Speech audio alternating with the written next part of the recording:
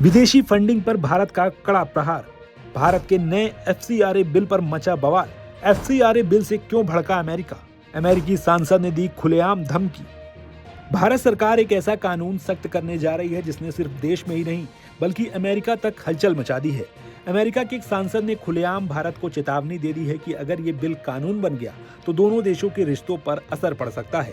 सवाल है कि आखिर इस एफसीआरए बिल में ऐसा क्या है जिसने अमेरिका और कई विदेशी संस्थाएं परेशान दिखाई दे रही हैं। दरअसल एफसीआरए यानी फॉरेन कंट्रीब्यूशन रेगुलेशन एक्ट, ये वही कानून है जो तय करता है कि भारत में कोई NGO, church, charity, school, college या सामाजिक संस्था विदेश से पैसा कैसे ले सकती है और उसका इस्तेमाल किस काम में करेंगी।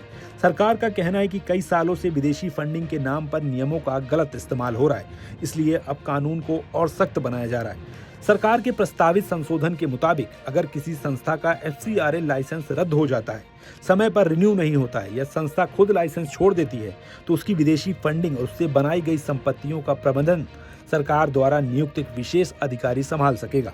यानी विदेशी पैसे से बनाई गई संपत्तियां बिना निगरानी के नहीं रहेंगी।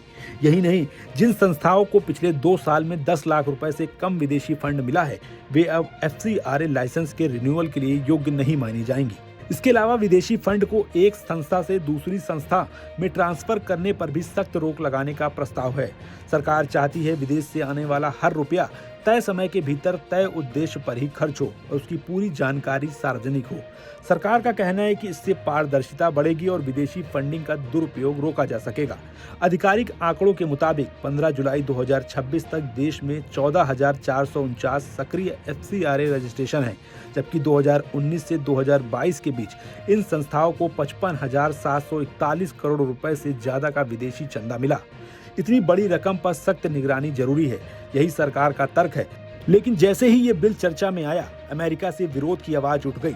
अमेरिकी राष्ट्रपति डोनाल्ड ट्रंप की पार्टी रिपब्लिकन पार्टी के सांसद रायली मूर ने सोशल मीडिया प्लेटफॉर्म एक्स पर पोस्ट करते हुए कहा कि भारत में ईसाई समुदाय का इतिहास हजारों साल पुराना है और नए संशोधन चर्चों और धार्मिक चैरिटी संस्थाओं पर सरकारी नियंत्रण बढ़ा सकते हैं। उन्होंने इसे ईसाई समुदाय पर हमला बताया और कहा कि अगर ये कानून लागू हुआ तो भारत अमेरिका संबंधों में तनाव पैदा हो सकता है। हालांकि भारत सरकार का रुख बिल्कुल अलग है।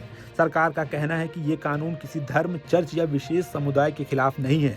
इसका उद्देश्य सिर्फ इतना है कि विदेश से आने वाला पैसा का इस्तेमाल पूरी पारदर्शिता के साथ हो और कोई भी संस्था नियमों का उल्लंघन ना कर सके।